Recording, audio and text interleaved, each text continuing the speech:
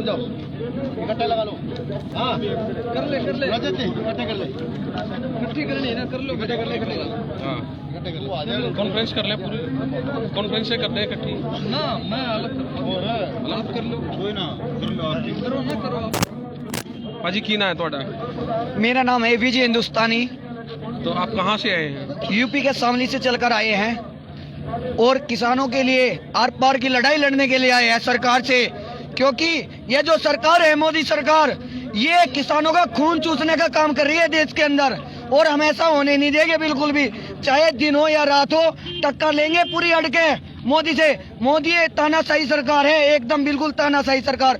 अगर ऐसी सरकार चलती रही तो आने वाली पीढ़ी में ऐसा कुछ हाल होगा। मैं इन दो पंक्तियों के माध्यम से बताना चाहूंगा, आने वाली पीढ़ी को सब कुछ डावाडोल मिलेगा, दाने गिनकर दाल मिलेगी, गेहूं की बस छाल मिलेगी, पानी के इंजेक्शन हो गए, घोषित रोज इलेक्शन हो गए, हलवाई हैरान मिलेंगे, बिन चीनी के मिष्ठान मिलेंगे, जनता गूंगी बहरी होगी, बेबस सब कचहरी होगी, घर घर में आरक्षण होगा, इतिहास का पन्ना गोल मिलेगा, कटा पटा भूगोल मिलेगा।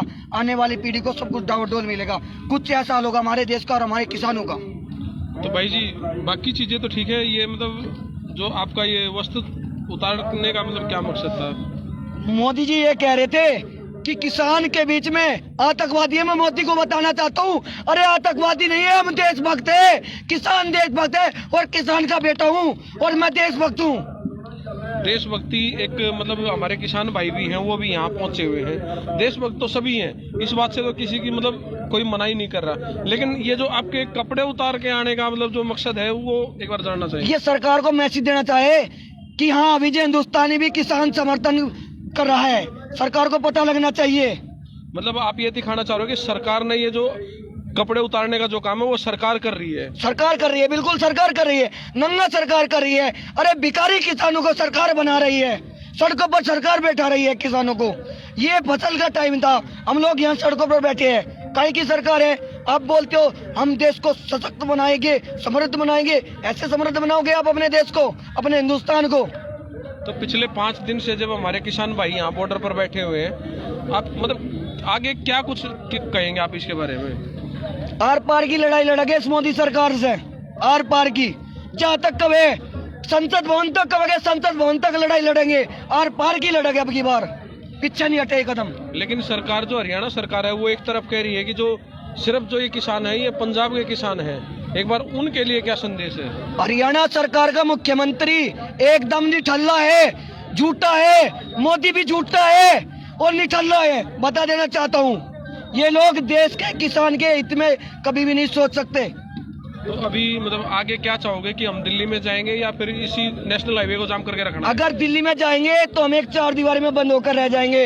हमें यहीं पर आंदोलन करना है और सरकार से सारी मांगे मनवानी है और ये काला कानून वापस कराना है। तो अभी जहाँ तक हमारे सुनने में आ रहा है कि सरकार जो वो मानने जो हमारी मांगे हैं वो कह रहे हैं कि एक बार हमारे पास आ जाओ, तो क्या हमारा वहाँ जाना ठीक है? अरे हमारे नौकर है वो आएंगे हमारे पास में। 3 दिसंबर का टाइम दे रहे हैं, क्या बात हुई? चुनकर हम लोगों ने भेजा है उनको संसद के अंदर। तो जब एक तरफ मोदी जी कहीं वाराणसी जा रहे हैं, अमित शाह जो है वो कहीं और घूम रहे हैं, कोरोना की वैक्सीन की ट्रायल कर रहे हैं, इसके बारे में क्या करें? मोदी जी को कंगना रनावत तो दिख जाती है, लेकिन देश के किसान दिखाई नहीं देते। एक भी ट्वीट किसानों के लिए अब तक मोदी जी ने नहीं किया है, बड़े शर्म की बात है। और कहते हैं हम किसानों के हित की बात करते हैं, काहे के किसान के हित की बात करते हैं मोदी जी? जहां हमारा देश जो है वो मोदी को बनाने में या फिर किसी भी नेता को बनाने में एक बहुत बड़ा किसानों का रोल रहता है, लेकिन उन्हीं किसानों के साथ जो आज ये नाइंसाफी हो रही है उसके बारे में आप क्या कहेंगे? ईंट का जवाब पत्थर से देना पड़ेगा। ये किसान जो है इस समय बहुत ही ऐसी स्थिति में आ गया है, सबकी आय बढ़ रही है लेकिन किसान की आय आजादी से बाद में नहीं बढ़ी है। बड़े शर्म की बात है, किसान आजादी से पहले जहाँ था वहीं है और आज भी वहीं है।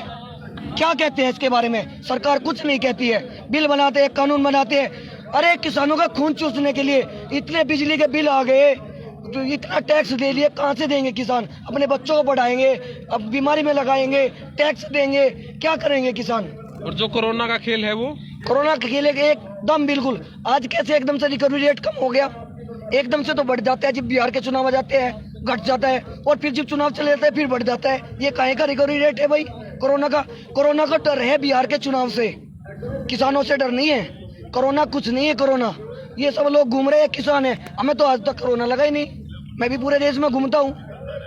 तो ये देखिए, ये जो हमारे नौजवान साथी हैं, इन्होंने इस बात को बिल्कुल साफ साफ कर दिया है कि नेताओं को हमारे बीच में आना पड़ेगा, आकर ही तभी यहाँ कोई समाधान हो सकता है, क्योंकि इन कपड़ों को उतार के यहाँ तक पहुँच